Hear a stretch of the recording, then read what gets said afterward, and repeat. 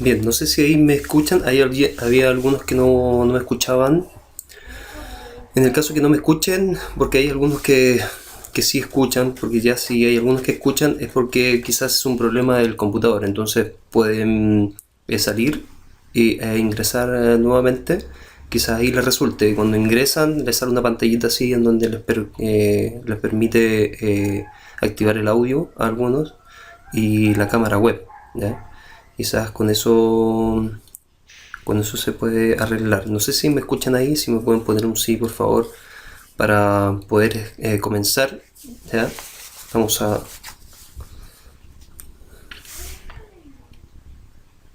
Ok, gracias. Ok, perfecto. Entonces, bien, primero les saludo formalmente, Dios les bendiga.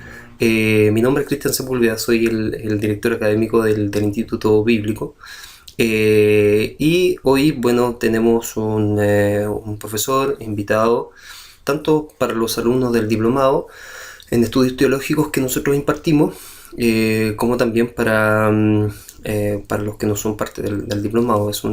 Habitualmente hacemos este tipo de videoconferencias también abiertas a la comunidad, ¿cierto? Recién como que nos estamos haciendo un poco más conocidos, por eso que a veces la asistencia aumenta, a veces no. Entonces esperamos algunos más que lleguen también.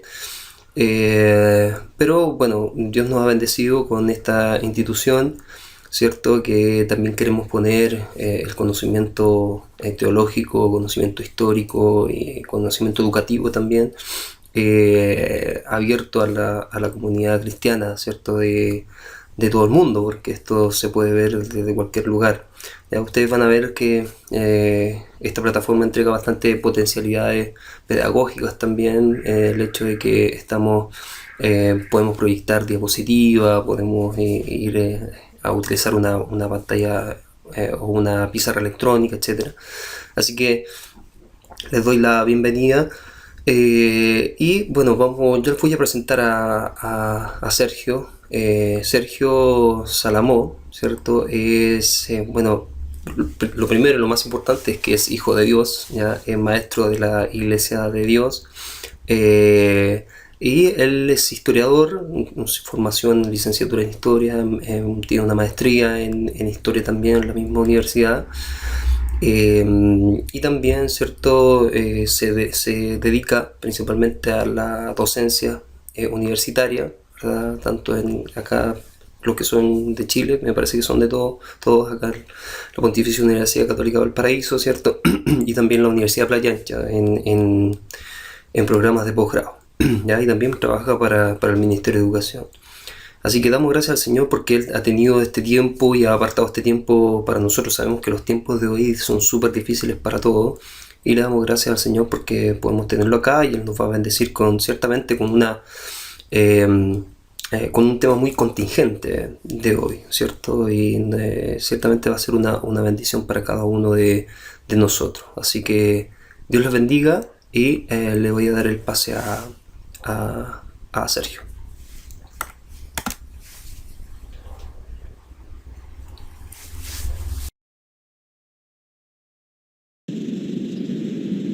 Hola, qué gusto estar con ustedes. Un saludo a cada uno, a Andrés, a Ángelo, a Erasmo, a mis queridos amigos de la iglesia Cima en Iquique. Qué gusto poder, ustedes me verán ahí, yo no los voy a poder ver a ustedes, eso sí.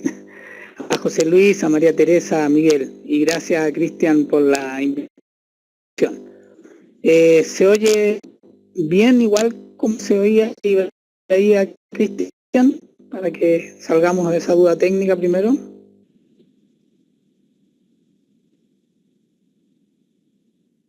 Si me pueden escribir allí. Ah, perfecto. Excelente. Bueno, vamos a entrar en materia para que aprovechemos el tiempo. Como decía Cristian, es un tema bastante recurrente, pero no por ello suficientemente abordado probablemente, y no siempre tenemos las claridades que necesitamos. Y la verdad es que como iglesia debemos estar preparados para enfrentar este desafío, contexto cultural global que está marcado por las distintas dimensiones de la posmodernidad. Bueno, lo que vamos a abordar hoy día, mi intención al menos, es abordar, voy a volver a la presentación inicial, abordar 4 aspectos. Y me avisa ahí a la iglesia Sima si se oye mejor, quizás tenía muy cerca el micrófono. El primer capítulo es muy breve y es tener esta claridad que necesitamos ser entendidos en los tiempos, ¿no? Y son tiempos de posmodernidad, entonces necesitamos entender qué significa este tiempo de posmodernidad. Lo segundo que queremos abordar, segundo tema, es una mirada sinóptica. Lo que vamos a hacer en realidad, no quise tanto profundizar todos los temas, sino que algunos los vamos a abordar más detenidamente, pero sí hacernos un mapa para entender qué significa la posmodernidad, qué implica y cómo nos puede afectar en distintas dimensiones. Y también para esto podemos abrir la conversación de aquí en adelante con el post que les indicaba que está en el blog, que voy a dejar al final, también estaba al inicio de la conexión de ustedes. Luego de que revisemos algunos de los más importantes pensadores postmodernos y sus obras y algunos conceptos centrales, vamos a ver algunos alcances de la posmodernidad. ¿Dónde alcanzan estas ideas de estos pensadores? ¿Qué áreas impactan, ¿no? Como dice allí, una visión sinóptica. Luego, a partir de eso, nos vamos a centrar en la pregunta si este contexto cultural, que es la posmodernidad, implica repensar la misión de la Iglesia. ¿Qué implicancias tiene respecto a nuestra tarea como Iglesia este contexto en el que encontramos? Finalmente, bueno, si alcanzamos lo vamos a ver, pero solo es un enunciado que yo creo que es mucho más claro por qué elegí este tema de la historicidad de la resurrección para cerrar y quizás abrir una reflexión personal respecto a las implicancias que tiene asumir la posmodernidad como contexto para nuestra labor personal y como cuerpo de iglesia. Vamos pues al tema, vamos a iniciar con la primera parte. En 1 Corintios 12:32 encontramos un versículo central, pero vamos a ver rápidamente para poner una base fundamental al entendimiento de lo que es este marco cultural de la modernidad y sus implicancias históricas y misionales, estos 6 versículos: Isaías, Marcos, Romanos, Primera de Crónicas, Mateo y Segunda de Corintios.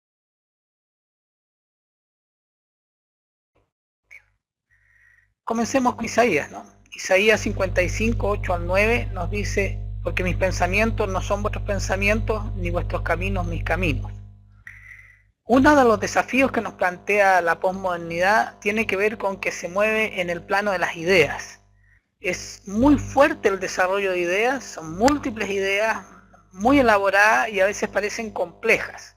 Y por lo tanto hay que tener mucha claridad de que lo importante para poder abordarlas no es nuestra capacidad intelectual, ni nuestra capacidad personal de entendimiento, los conocimientos que traemos o los que podamos adquirir, sino que es a través de la cual podamos acercarnos, filtrar, procesar toda esta complejidad de ideas, de pensamiento que cae sobre nosotros o nos rodea o se manifiesta en prácticas de la sociedad y la cultura, como es la de la posmodernidad. El segundo versículo es Marcos 8:18 y en realidad las palabras son dichas no a un fariseo, no a alguien que no conocía a Cristo, sino que a los apóstoles, a los discípulos. Cristo les dice: teniendo ojos no veis y teniendo oídos no oís, y no recordáis. Tenemos que estar siempre recordando que la verdad a la cual nosotros debemos responder y a la cual debe fundar nuestro entendimiento y nuestra mirada, nuestra comprensión y nuestra práctica, es la verdad de la Escritura y no entendemos desde la realidad del mundo. Romanos 12:2 viene a dejarnos mucho más claro, ¿no? Que no nos conformemos al presente siglo, y esto es para toda la historia de las humanidades congregacionales. Por eso que es necesario transformar nuestro entendimiento, renovándolo a través de la revelación de la palabra, para saber cuál es esa voluntad de Dios que está reflejada en los versículos de Isaías con los cuales partíamos, ¿no? Esos caminos más altos que los nuestros. Y allí entonces resulta importante que haya personas, ustedes serían como esos 200 principales, ¿no? Ustedes apartan un tiempo al estar en un programa de preparación, los jóvenes allá en Iquique apartan un tiempo, también en cada instancia, en cada momento, hoy, para escudriñar los estrategas que pueden ayudar a la congregación y al resto del cuerpo, a los hermanos y hermanas, a entender hacia dónde se mueven y cuáles son las características. Cuando David organiza el ejército a través del cual ese pueblo desconocido, escondido, esclavizado, ya empieza a convertirse en un estado poderoso, estable, como lo fue durante los importantes reinados de David y Salomón. Al organizar este ejército, una de las tribus es la de Isaacar y tiene esta característica, ¿no? Ser entendido en los tiempos. Somos llamados entonces también a hacerlo nosotros hoy. En Mateo 16, cuando los fariseos les piden señales, un poco que se pide hoy día, ¿no? Señales, ¿cuáles son estos tiempos? Tiempos finales, tiempos apocalípticos, inicio de los apocalípticos para muchos. ¿Qué señales nos dicen realmente en qué tiempo estamos? Y Cristo le dice a ellos, ustedes saben distinguir esas señales celestes, ¿no? Temblores, marejadas, estas cosas que hemos estado viviendo, aluviones, pero no somos capaces de leer las señales de los tiempos. Por eso es importante lo que estamos haciendo hoy, tratando de escudriñar cuáles son los indicios de estos tiempos y cómo nos afectan. Finalmente, 1 Corintios 10, 3, 5, creo que lo vamos a dejar como nuestra oración inicial, ¿no? Te pedimos, Señor, de que tú nos ayudes a que entendamos que, aunque andamos en la carne, no militamos en la carne, no militamos en el mundo, porque nuestras armas son poderosas en Dios para la destrucción de fortalezas, especialmente fortalezas mentales, fortalezas de las ideas, las que se han a lo largo del tiempo en nuestro entendimiento. Derribamos, Señor, todo argumento, toda altivez que se levante contra el conocimiento que nos quieres entregar hoy, y llevamos cautivo nuestro pensamiento a la obediencia a Cristo. Amén. Bueno, sabiendo que necesitamos ser entendidos en los tiempos, veamos algunos de estos pensadores postmodernos. Quizás algunos de ustedes los han oído nombrar, otros no. Vamos a abordar esta selección. Kuhn, un teórico de las ciencias, Jameson, también un poco en ese ámbito, ambos al de la filosofía, y el resto de los autores están entre la filosofía y la literatura. Lyotard, Baudrillard, Castoriadis, Foucault, Lipovetsky y Bátimo. Demos una mirada rápida y sinóptica a ello. De nada, Iglesia Cima. Había mucho ruido, parece ahí. Primero vamos a ver a Kuhn. Thomas Kuhn, fundamentalmente tenemos dos libros de él, el más importante para lo que queremos abordar, donde aparece ya el término posmodernidad, es la estructura de las revoluciones científicas. Esto tiene que ver con los paradigmas. Los paradigmas podríamos también replicarlo a otro concepto que está asociado a la posmodernidad, que son los metarrelatos, o sea, las explicaciones mayores, las que abarcan las distintas dimensiones del conocimiento y la realidad humana. Aquí Kuhn aborda los cambios que ha sufrido o han afectado, han acontecido desde la ciencia en el entendimiento del mundo en términos de grandes explicaciones. Y aquí es una de las primeras en las cuales aparece, lo vamos a abordar más adelante nuevamente, el concepto de posmodernidad como una gran unidad explicativa. El segundo autor es Frederick Jameson. Él aún está vivo, desde la tercera década del siglo XX. Tenemos tres obras de él aquí: La lógica cultural del capitalismo avanzado.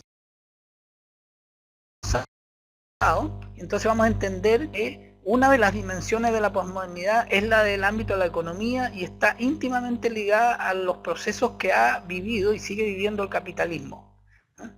De allí surge entonces, desde esta matriz, la cual sigue vigente, la idea y concepto de posmodernidad. Están sus ensayos sobre posmodernidad y los cuales ha ido revisando con el tiempo. Entonces tenemos este tercer libro que es el posmodernismo revisado, ¿no? La evolución del concepto que va afinándose y precisándose en los distintos autores.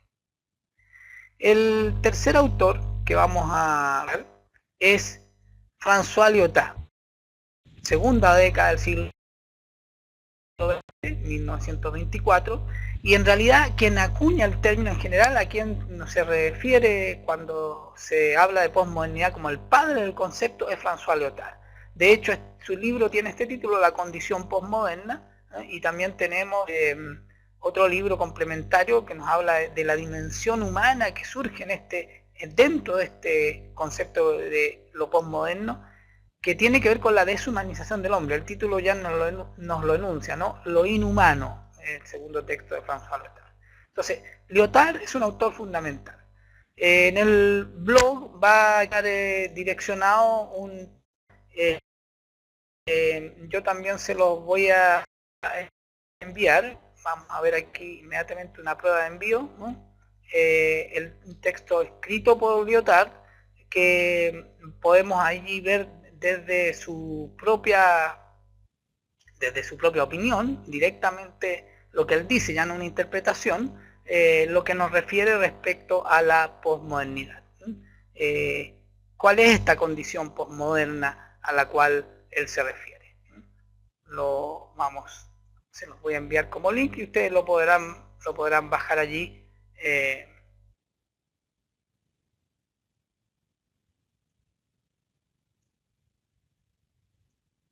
Aquí va para todos, ahí se los envié.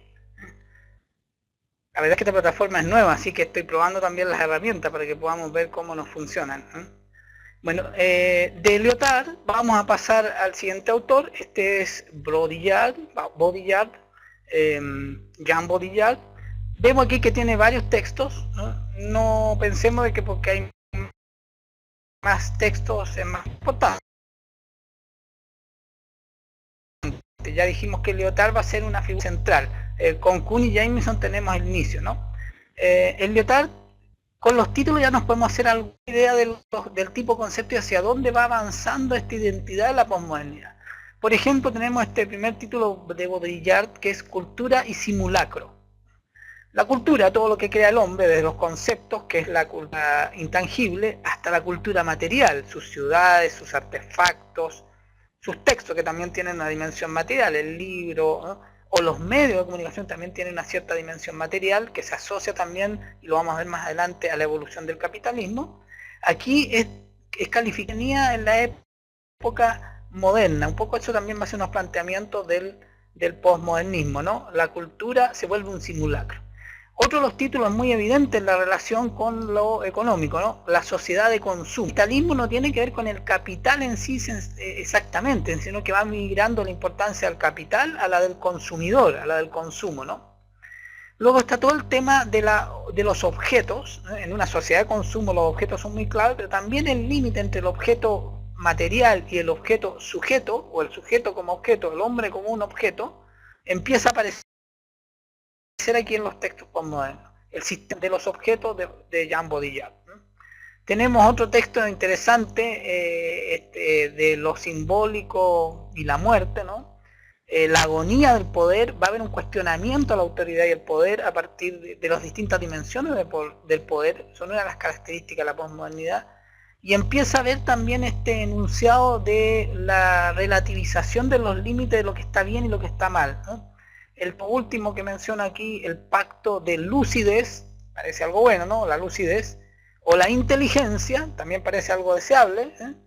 Pero es la lucidez o la inteligencia del mal. Se empieza a aparecer también esta dimensión ambigua de la moral y la ética dentro de las características postmodernas.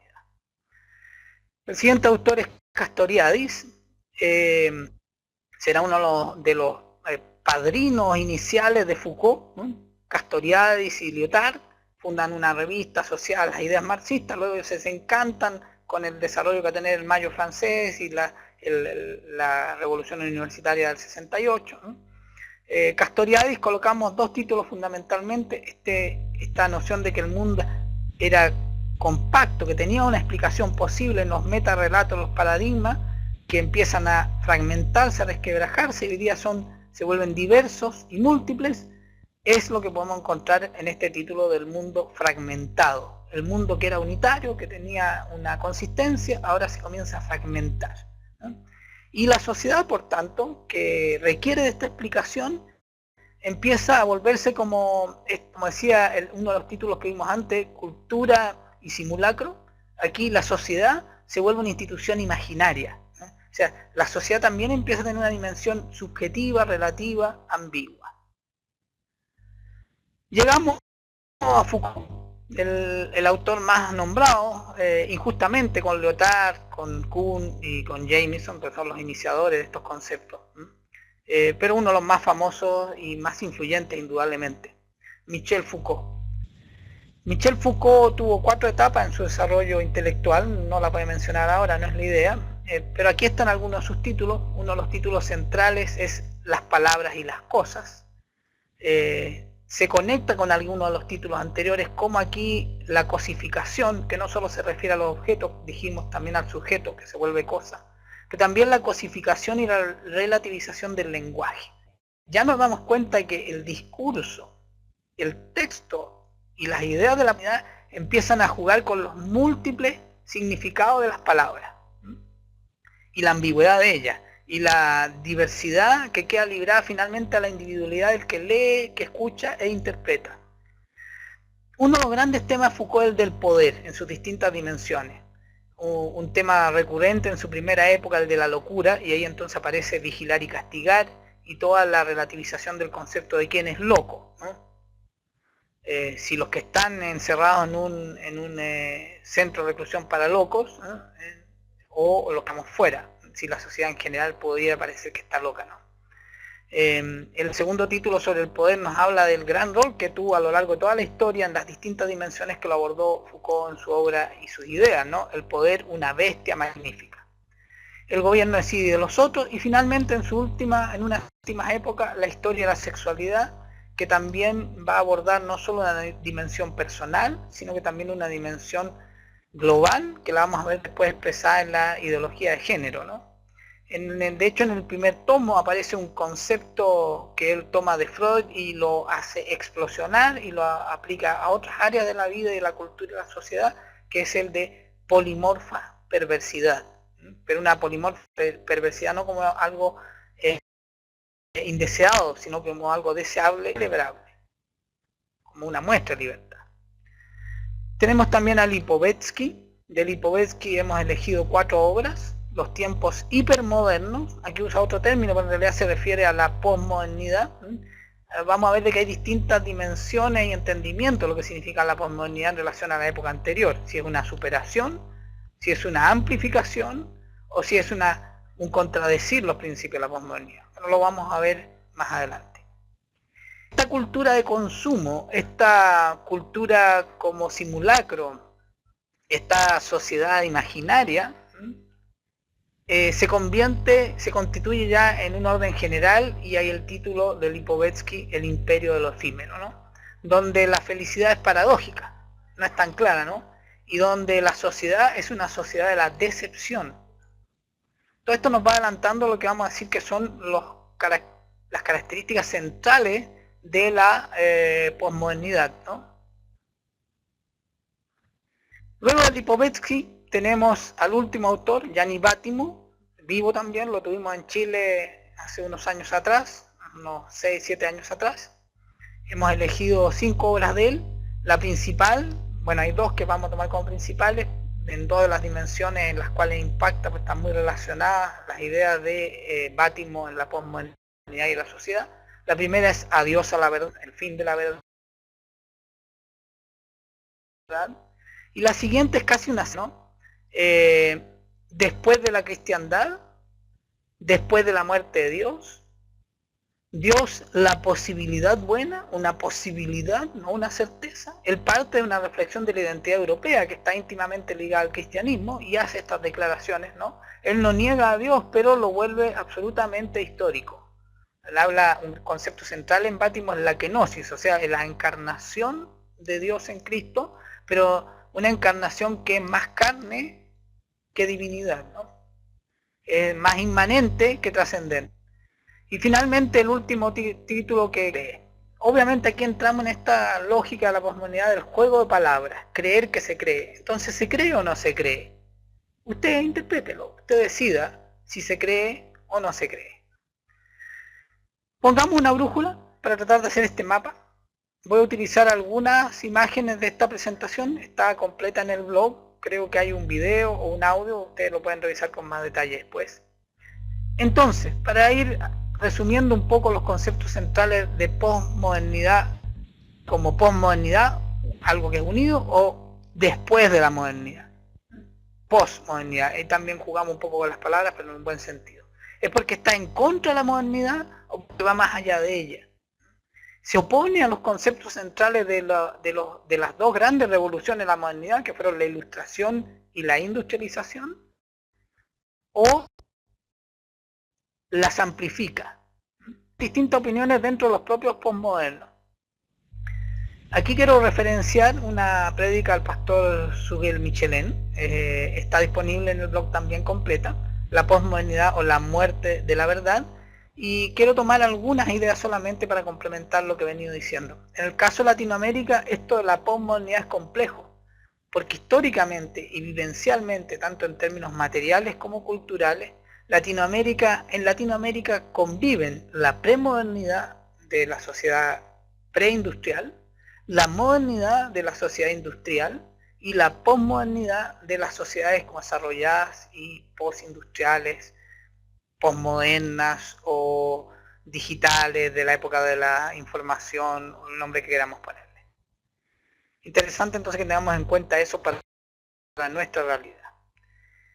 ¿Qué caracteriza la posmodernidad? Y concuerdo, y vamos a ver después que hago como un hilvanado entre esta prédica de Suguel Michelén y la presentación que mostré al principio respecto a la posmodernidad, que la hice por allí por el año. La primera característica es que la posmodernidad en realidad nos dice Michelén que es un estado de ánimo.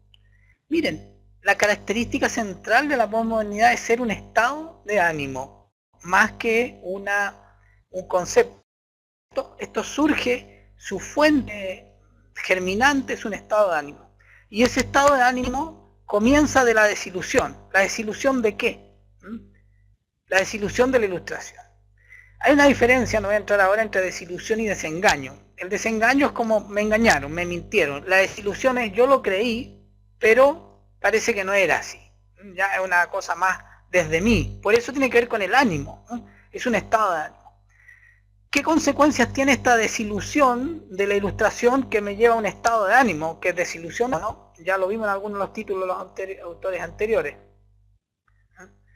La primera consecuencia es rechazar la autoridad externa al hombre, al individuo. No hay una autoridad externa. La autoridad hoy día es que el hombre, y cada hombre.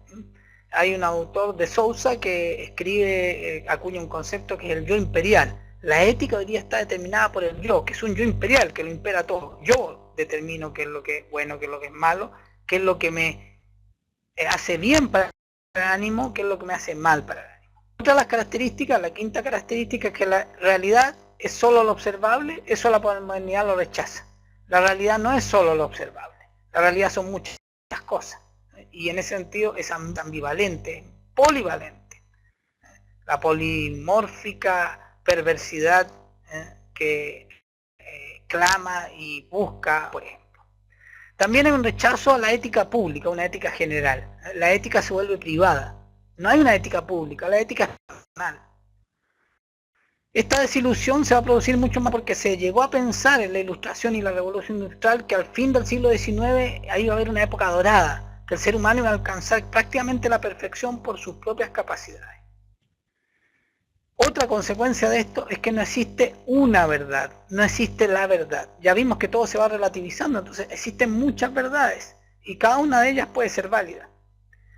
La última característica es que la trascendencia es posible, pero en la vida misma. Lo que decía Bátimo, ¿no? En la kenosis de Dios en Cristo, la trascendencia se vuelve histórica, y todo es histórico, la trascendencia se hace aquí. Beú, dice el gran artista contemporáneo, algo de eso decía. Precisamente Michelin nos dice ahí, y ahí en la presentación coloqué una en las imágenes, en el video lo pueden ver, una obra de arte para hablar de la posmodernidad, porque él va a citar un autor que es Francis Schaeffer, en su libro Arte y Biblia, que dice que los artistas son más sensibles a captar los cambios en la sociedad.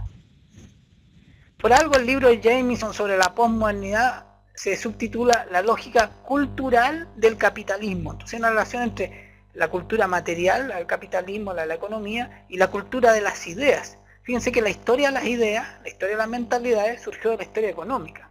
Los historiadores le pueden contar esa rara génesis, ese raro engendramiento de la historia de las mentalidades desde la historia material de la economía. Entonces, como los artistas son sensibles a captar los tiempos, ellos se dieron antes de que lo que estaba cambiando en la mente de las personas. Entonces, Michelin hace una comparación entre la joven de la perla, ese mundo que creía que todo era observable y tenía que ser preciso porque era definido y unas cosas eran o no eran, y aquí esta pintura está hecha con un profundo conocimiento y técnica científica, y llegamos a una época como la de Picasso, de Vermeer a Picasso, donde yo no pinto lo que veo o lo que sé siquiera, sino que pinto lo que siento, lo que me parece. Y así es la realidad, ¿no? ¿Cuál es este cambio de estado? Entonces vamos a ir viendo un poco los ejemplos de las 9 características de ánimo. La posmodernidad es un estado de ánimo, el estado de ánimo de furor, de esperanza del siglo XIX, al de desilusión del siglo XX. Se me bajó la luz, así que voy a prenderla porque si no voy a estar como en penumbra, como la posmodernidad.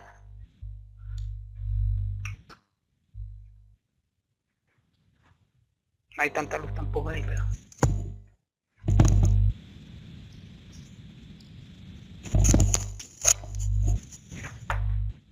ahí un poco mejor. La condición posmoderna nos habla de eso. De hecho, cuando Lyotard acuña el concepto de posmodernidad de manera mucho más elaborada, él dice explícitamente que la posmodernidad es un estado de ánimo. La segunda característica dijimos que surge de la desilusión, y acá tenemos una imagen del primer acontecimiento histórico que empezó a decir no, esa era dorada del siglo XIX no va a ser. Empezó el siglo XX y el año 29 vino el crash económico mundial, y entonces eso que había dicho la ilustración de que el hombre podía, imagínense, el hombre de ser un mono había llegado a ser el revolucionador industrial, el gran generador de ideas, de técnica, hasta la era dorada del fin del siglo XIX. Esa era la esperanza que decía la ilustración y la industrialización. No fue así. Hay un estupendo video que se titula Do the Evolution, olvidé el grupo ahora, que muestra cómo la historia de la evolución es una historia de maldad.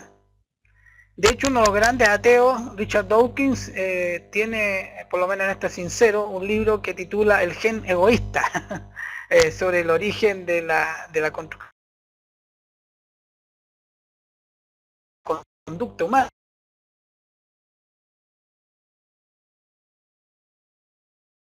¿no? A partir de la genética, la teoría de la evolución. Bueno, el primer hecho del siglo XX, el crash de la técnica y la ciencia asociado a la inmensa muerte y dolor de la Primera Guerra Mundial. No salían de la perplejidad del crash y ya venía la Primera Guerra Mundial. No salían de la Primera Guerra Mundial y vino un horror mayor con la Segunda Guerra Mundial. Un horror que se manifestó a escala social en los totalitarismos. En Alemania, en Italia, en España, en Rusia, en China, en Japón. Japón que invade China, y muchos no conocen las atrocidades que ocurrieron allí, que no tienen la escala de lo que ocurrió en la Alemania nazi, pero no está muy lejana de lo que ocurrió en las purgas de Stalin en Rusia y lo que hicieron los japoneses con los chinos. Termina la guerra con otro horror, la bomba atómica en Hiroshima y Nagasaki, y como si fuera poco, pensando que esto podría haber quedado en el siglo XX, comenzamos el atentado a las Torres Gemelas, el primer año iniciando el siglo XXI. ¿cómo no iba a estar el ánimo de las personas desilusionado, horrorizado? Era como para gritar. Yo utilicé en mi presentación del año 2013 esta obra de Munch, El Grito, y es una obra que muestra un ícono, y cuando los íconos traspasan el arte y entran a la cultura popular es porque dicen algo que realmente la gente lo interpreta como real, que lo identifica, ¿no? Y esto que podía ser un tema de expertos en arte, pasa también a la vida cotidiana, por ejemplo, en esta ilustración de Homero Simpson, y hace unos años atrás caricaturizando lo que ocurrió con casi la quiebra fiscal en Estados Unidos, cuando Obama casi no supo qué hacer porque las oficinas fiscales estaban cerradas y prácticamente iban a ir a la quiebra como Estado. Ese estado de estupor entonces es general y lo podemos empezar a evidenciar. La quinta característica es que no hay una realidad científica. La realidad no solo es observable. El concepto paradigma que acuñó Kuhn tenía un precedente en Habermas, el discurso filosófico de la modernidad, y él da inicio a la modernidad mucho antes, lo da con el siglo V después de Cristo, cuando el mundo de la teología romano entra a algo distinto, algo nuevo, y eso era lo moderno, lo nuevo, que es la Edad Media, el cristianismo, la idea del cristianismo institucionalizado por Constantino, ¿no? Otro autor, Antonio Cruz, dice que esto comienza con el siglo, con el 500, ¿no? El Renacimiento y el 1500 en adelante, con la Reforma Protestante, el Renacimiento, el descubrimiento de América. Allí se inicia esta época moderna. Son distintos conceptos, pero esto tiene que ver con la idea de época, ¿no? Después vamos a ver este mismo Cruz, posmodernidad, vamos a ver que relaciona con el bienestar como una amenaza para el Evangelio, surgido de el desarrollo de la modernidad y la posmodernidad, desarrollo aparentemente positivo. Ahí hay algunos elementos de esta idea de premoderno, moderno y posmoderno, lo podríamos conectar. Hay una obra de Theo Donner que lo aborda, interesante, lo pueden buscar, no la tengo linkeada en el blog, pero la podría colocar si a alguien le interesa para conectar con la propuesta que nos hacía Sudor Michelén de esta realidad latinoamericana, ¿no? Y en Posmodernidad y Fe, de Theo Donner, hay bastante de este texto, es el que yo les podría disponibilizar en relación al concepto que ya habíamos mencionado en la prédica de Sudor Michelén. Existe, dice, una ética que ya no es general, que es privada, ¿no? Antonio Cruz dice que hay oleadas de modernidad. En 1900, por ejemplo, surge se opone, empieza a aparecer esta opción a la razón como lo que lo explica todo, Unamuno, Bergson, Blondel.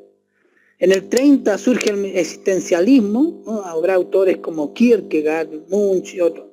Y en los 60 la contracultura ya definitivamente empieza a haber una expresión mucho más fuerte. Y entendemos entonces lo que refería Castoriadis en su obra La institución imaginaria de la sociedad. Esto que era claro y era preciso empieza a hacerse mucho más relativo y desdibujado, se empieza a fragmentar, la sociedad fragmentada de la otra obra que mencionamos entre los autores de la posmodernidad.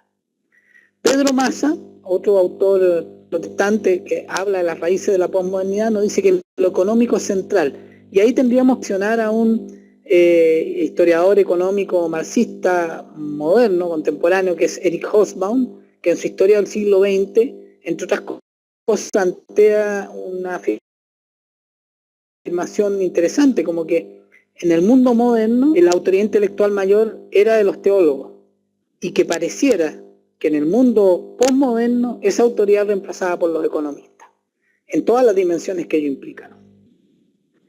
Si hacemos una mirada filosófico-teológica ya avanzando más este campo, nos daremos cuenta que hay este rechazo a la autoridad va a abordar todas las dimensiones, la del poder en todas sus dimensiones, económica, política, cultural, religiosa, de los medios de comunicación, la del gobierno, como también la del cuerpo. El poder sobre el cuerpo, sobre el individuo que pasa de ser sujeto a ser objeto. Este es el gran vigilar y castigar, el gobierno así de los otros, ¿no?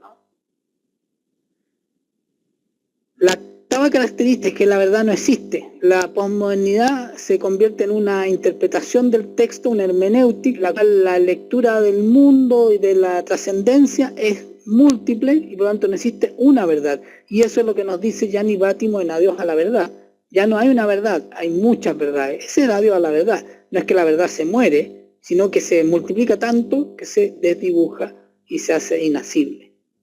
Finalmente, la trascendencia como parte de la existencia, aquí está explícito en Dios la posibilidad buena, ¿no?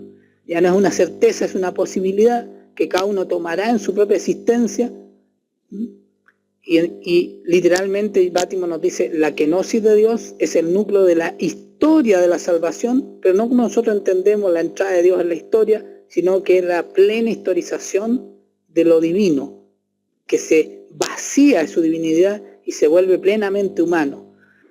Es como un nuevo humanismo, pero un humanismo vaciado de los principios del humanismo y vaciado de los principios del cristianismo. Un juego de palabras que finalmente suena bien, pero todo esto va a producir confianza para unos, los que son partidarios de la posmodernidad, y desconfianza para los que no entienden qué significa esta fragmentación, que no hayan a qué asirse, ¿no?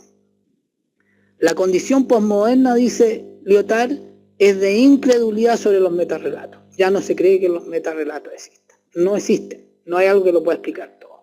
La condición posmoderna niega la fe en la razón, la ciencia, el progreso, las religiones.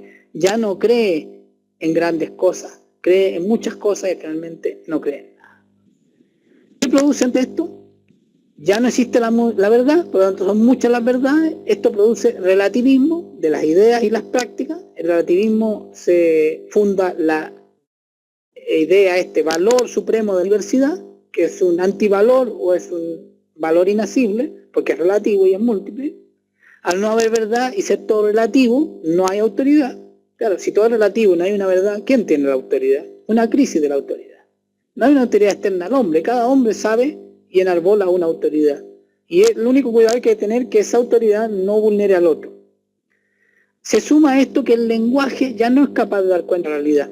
Hay que interpretar lo que se dice. Vamos a ver aquí que esto, a través del liberalismo, va a afectar, por ejemplo, el método documental de interpretación y lectura del texto bíblico, y esto se va a expresar en la mala versión de la alta crítica. ¿Qué resulta de esto como consecuencia? Que no existen los valores morales absolutos. Ya no hay valores morales absolutos. No hay verdad, hay relativismo, hay crisis de autoridad, el lenguaje no es capaz de dar cuenta de la realidad, no existen por tanto los valores absolutos. Parece una consecuencia natural, ¿no? No es absurdo este proceso que hemos ido viendo que construye la posmodernidad para explicar su constitución central de ideas. No alcanzo a ver el último punto aquí. Si alguien me lo puede escribir ahí.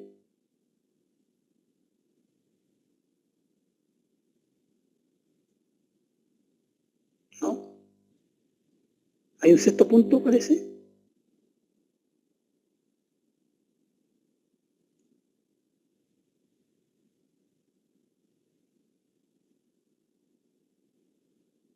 Solo 5. Gracias. Vamos a la segunda, a la tercera parte, porque esta era la segunda.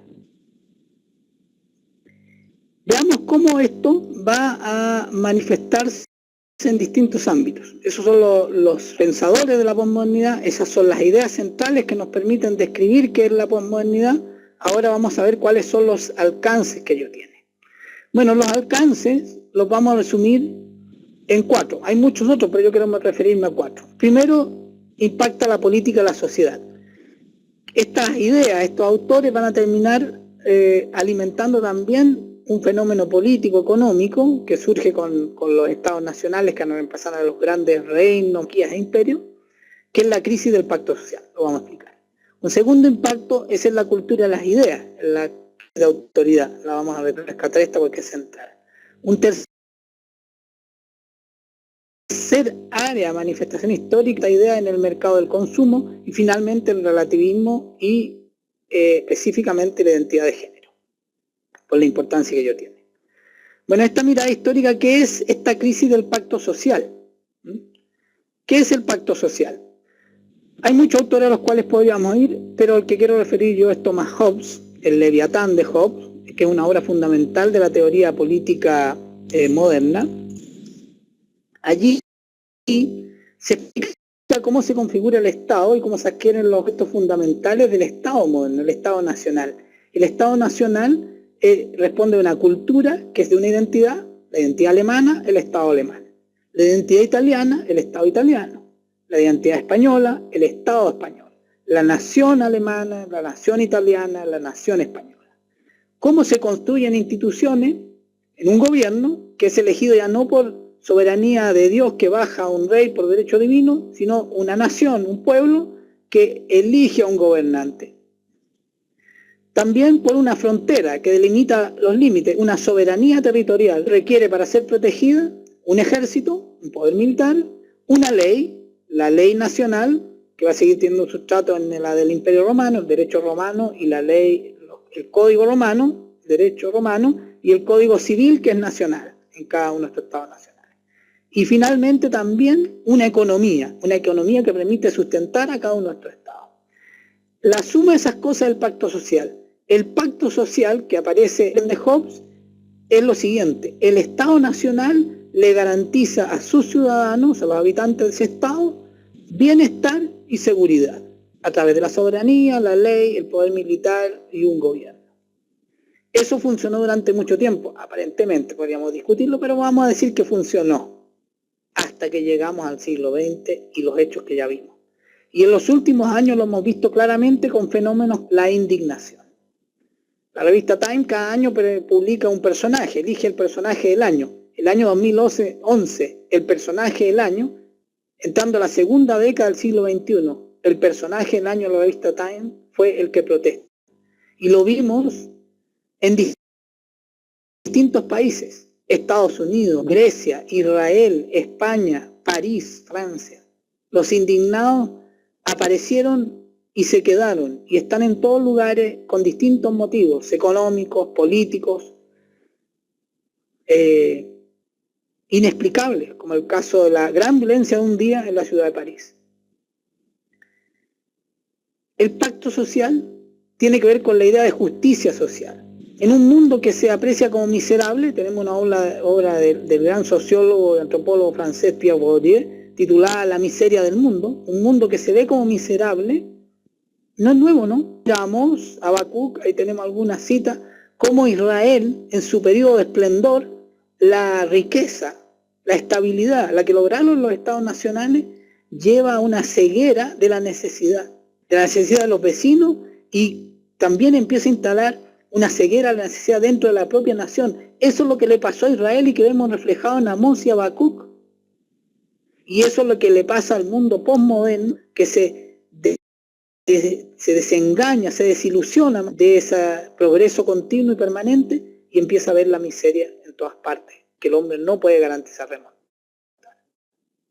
El segundo ámbito, que es el de la cultura y la crisis de autoridad, lo vemos manifestado en todo el proceso que va a seguir la posmodernidad, ¿no? La crisis de autoridad tiene que ver con cosas como esta que dice Bátimo. Si profeso un sistema de ideas, sean religiosos, éticos, políticos, étnicos, cualquier uno, en este mundo de culturas plurales, dice que tenemos que tener una conciencia muy, muy fina, muy aguda, muy fuerte de que las cosas son históricas, o sea, tienen un lugar y un tiempo, en cada lugar y tiempo serán distintos y habrá que interpretarla de manera distinta, que son contingentes, o sea, puede ser que en el momento también ocurran de manera distinta y son limitadas, por tanto. Todos estos sistemas tienen un tiempo, un lugar, una circunstancialidad, y por lo tanto son efímeros. Ya vimos esos términos en los títulos anteriores, ¿no? Empezando por ¿cuál? Por mi propio sistema de valores. Por lo tanto, no hay valores universales, no hay ideas universales.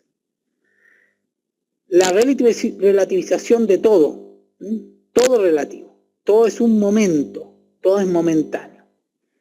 Tres hitos en esto: Nietzsche, Foucault y Bat.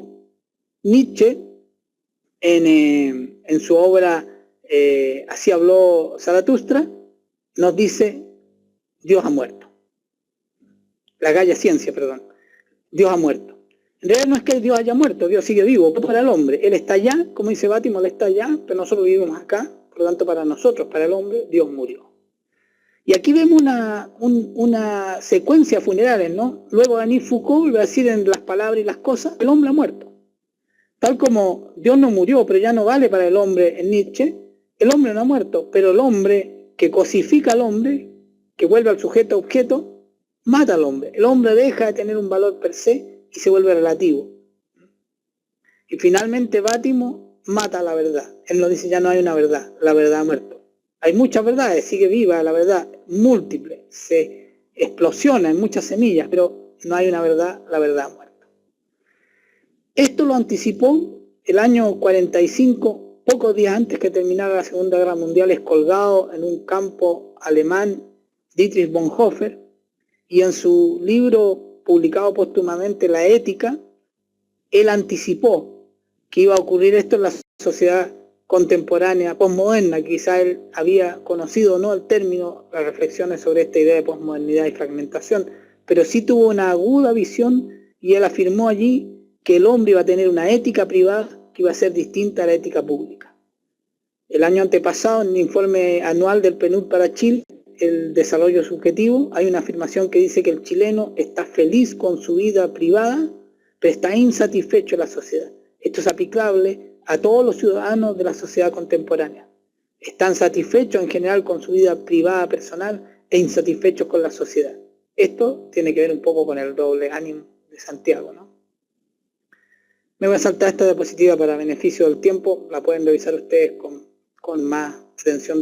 Bonhoeffer nos habla que toda esta dimensión ética y esta crisis que se va a generar ya muy claramente para él lo observó en la propia iglesia protestante, la iglesia luterana, la iglesia de Lutero cayó frente al nazismo. Esto se expresa en 4 ámbitos de la sociedad: la iglesia, el matrimonio y la familia, la cultura y la autoridad, ¿no? Ya hemos hablado aquí de la cultura, hemos hablado de la autoridad, podemos intuir lo que pasó en el matrimonio y familia por la ideología de género y podemos ir viendo cómo esto también, podemos ir intuyendo cómo afecta a la iglesia, ¿no? Los 4 grandes ámbitos de instituciones que identificó Bonhoeffer.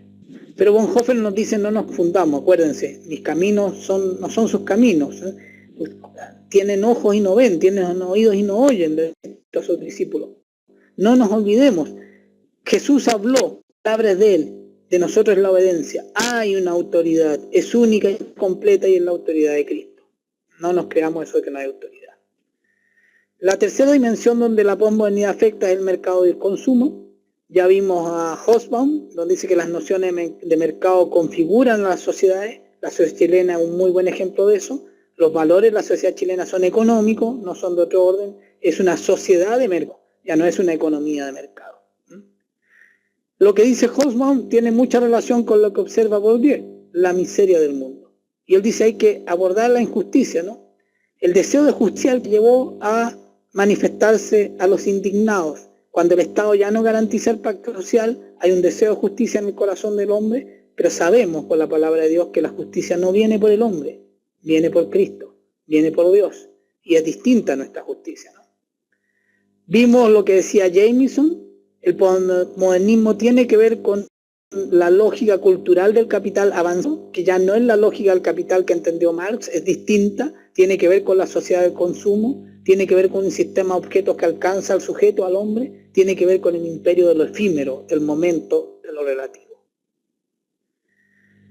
Tenemos un gran pensador que es Byung-Chul Han, en este libro La sociedad del cansancio, que lo podemos observar en los que están con sus celulares todo el mundo, todo el día, caminando por las calles, en el metro, con las pantallas de televisión, de computador, haciendo muchas cosas en el mundo del espectáculo, de los reality, una sociedad plena de goces, de disfrute, de posibilidades, pero enormemente cansada y desgastada, desilusionada. Un gran negocio por lo demás. Brodel, uno de los grandes historiadores de principios del siglo XX, de mediados del siglo XX, perdón, uno de los grandes historiadores de la Escuela de los Anales, lo anticipó. Antes de que se hablara de globalización, él habló de una economía global, de un mundo global, de una mentalidad global propia de lo moderno, que hoy día es propia de lo postmoderno. Una mentalidad global que surge de la dinámica del capitalismo y, como decían estos autores postmodernos, en el capitalismo avanzado, dice el problema que supera a todos los demás, incluido el del Estado, es el capital. Lo dice Lyotard en La condición postmoderna, del mismo modo que también dice que el capitalismo hoy explota otro tipo de fuerzas, las del lenguaje, a través de los grandes medios de comunicación. Finalmente, el último ámbito que impacta en esta idea de pensadores es el relativismo, que va a actuar en su forma más formidable para ellos, terrible para nosotros, en la identidad, que tiene un apellido que es la identidad de género. La identidad, que es algo clave en el cristiano, como en cualquier metarrelato, o en cualquier paradigma, o en cualquier ideología que pretende explicar toda la sociedad, es una. En cambio acá la identidad se fragmenta y se relata a través de esta ideología de género. ¿Cómo ocurre esto? Con ese proceso posmoderno, donde los valores ya son múltiples, no hay uno, son muchos valores, y esto va a impactar finalmente la dimensión de la sexualidad. Por eso es que Foucault nos habla de la voluntad de saber expresada en la sexualidad, una exploración, un conocimiento desde el cuerpo hacia la identidad. Hoy día la ideología de género dice, dejen a los niños que ellos exploren, que vean qué son. Porque juguetes de niño o niña, hubo unos tuits a fin del 2015, no elija juguete de niño o niña, déjelo elegir a ellos. El uso a los placeres como un objeto, y la inquietud de sí, la inquietud de esta desilusión, ¿no? Y de encontrar una identidad explorando. La ideología de género es esto, el sexo no es el género. Como dice el tema del derecho de identidad de género, que se está convirtiendo en ley en muchos lugares, está siendo discutida en Chile, probablemente este verano, en marzo, entra a discusión ya en sala en el Congreso chileno, ha pasado varios pasos del año antepasado, desde el 2014, el sexo no está en tu cabeza, está en tus pantalones, el género es otra cosa, seamos libres de elegir. Facebook hoy día tiene, creo que 54 tipologías distintas, cuando en vez de colocar hombre o mujer uno elige personalizar, y son múltiples. En el blog dejé un video donde aparece una promoción de estas 50 y tantas posibilidades de género que ofrece la plataforma mundial, que como alguien dice es uno de los países más grandes del mundo, que es Facebook. Los más media, el poder de la posmodernidad y el capital llevando adelante esta ideología de la posmodernidad. Ya hay bastante desde la agenda de género de Dale O'Leary o el texto de Margarita Martí Ludeña, la ideología de género y su influencia en la teología y el ecumenismo. Ecumenismo, ideología de género, dos casos de estos tiempos escatológicos, de estos tiempos de apostasía, o la ideología de género de Jorge Secala, interesante texto. El último no con implicancias teológicas, el primero tampoco, el central de Martín Ludeña sí, pero tiene aspectos interesantes de revisar. Si a alguien le interesa le puedo enviar alguno de esos, los tengo disponibles.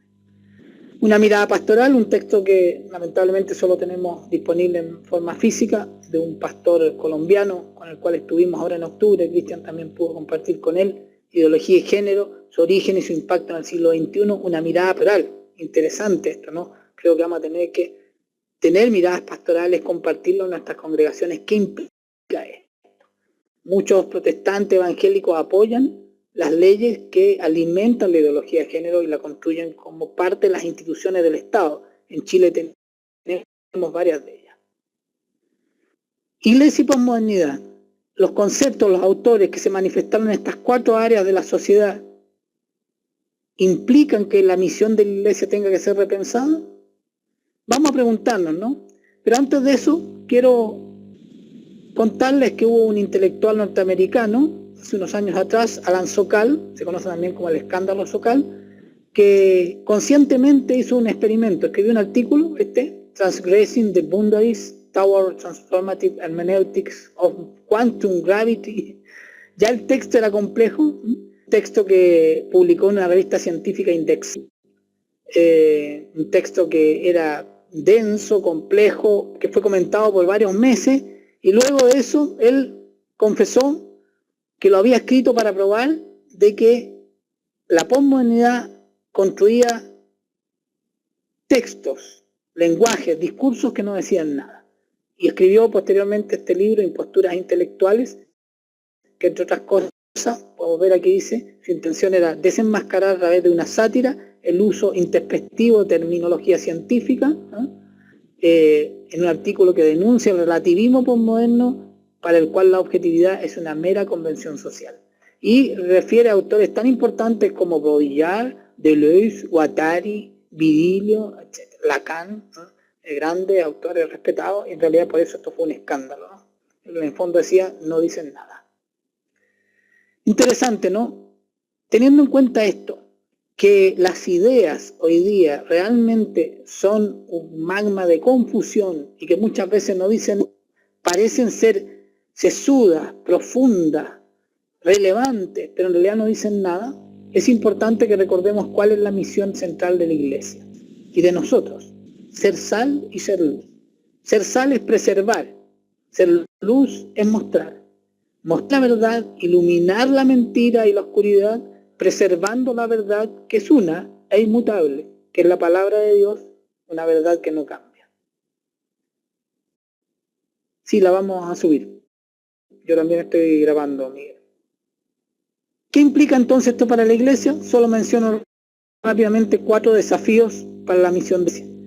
Un tipo de forma de estrategia que ha entrado en países desarrollados muy posmodernos por lo demás, y también en nuestros países latinoamericanos, la Iglesia emergente. Otro, la alta crítica del liberalismo, el peligro del bienestar del Evangelio y la identidad de género.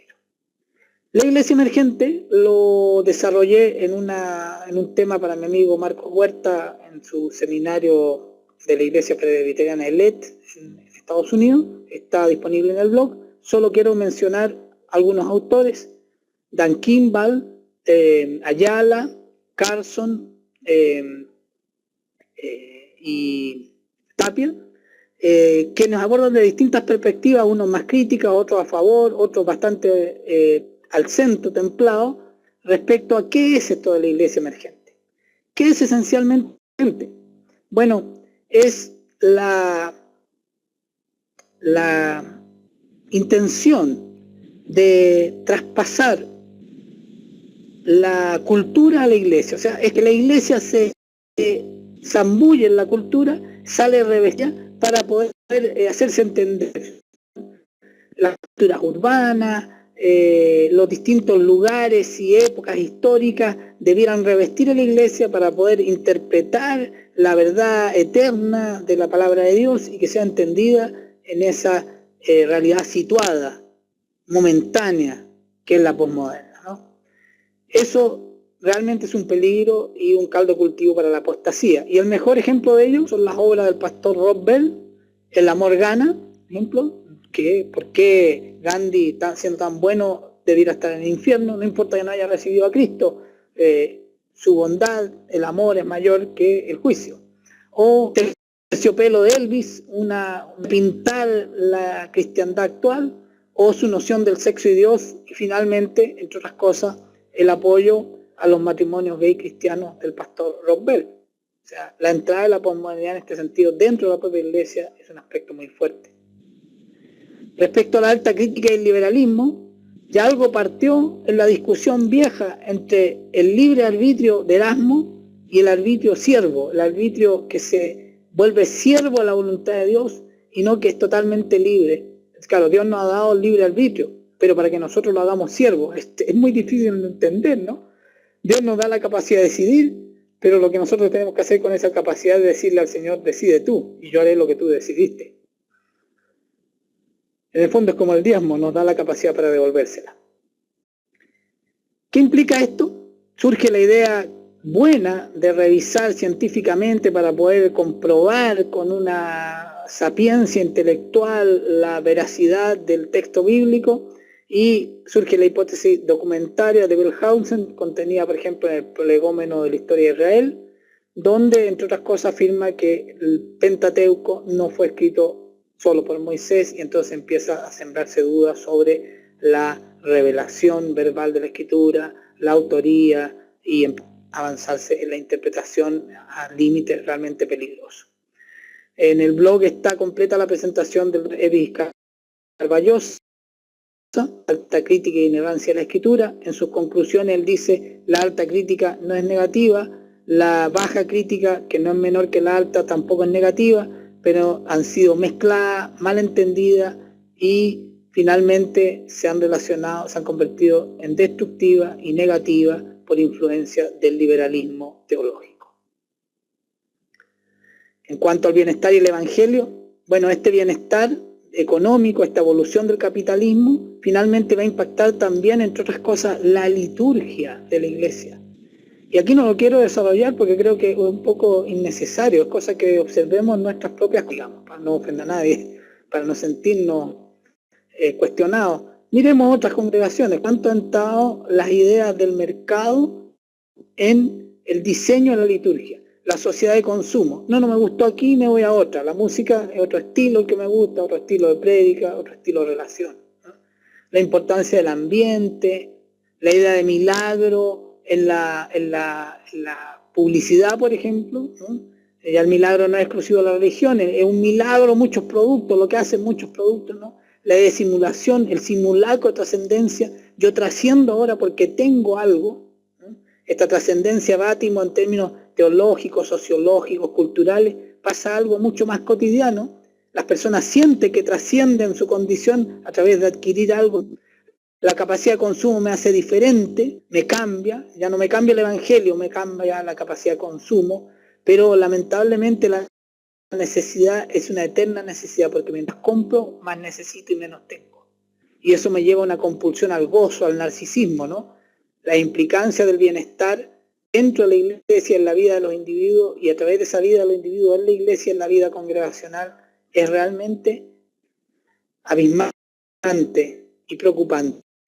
Dentro de eso, la lujuria de lo que describe Foucault en su historia de la sexualidad, también lo vemos hoy en nuestras congregaciones, entrando sutilmente por los individuos y entrando también en el gozo y en muchas características de esa liturgia que realmente no apuntan a lo que debieran, ¿no? El imperio de lo efímero, la muerte de Dios, Dios como una posibilidad, son conceptos que uno no pensaría que pudieran tener que ver con lo que ocurre en la vida congregacional, en la misiología, pero sí están entrando allí de manera sutil a través de la brecha de las imágenes de los individuos que el domingo, en una reunión de varones, en una reunión de jóvenes, en una reunión de damas, van con esta carga de ideas, de vivencias, de mensajes, de imágenes, ya como ropaje a la liturgia de la congregación. La mentalidad cristiana está siendo afectada por estas características de la modernidad y la posmodernidad.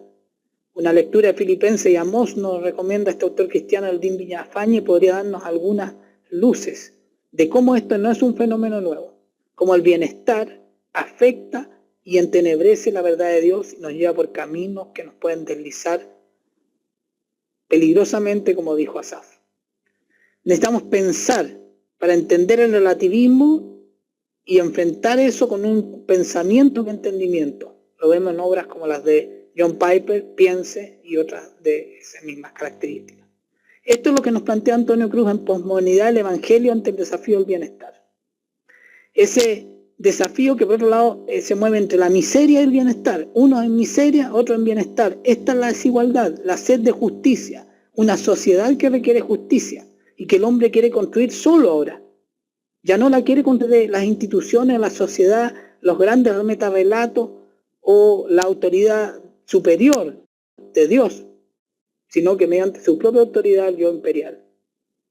Recomiendo un texto, el de Landa Kopp, el modelo de transformación social del Antiguo Testamento, donde nos muestra que Dios hizo posible que un pueblo perdido y esclavizado se convirtiera en una gran nación, como lo fue el Israel de David y de Salomón, como lo dije al inicio de esta presentación.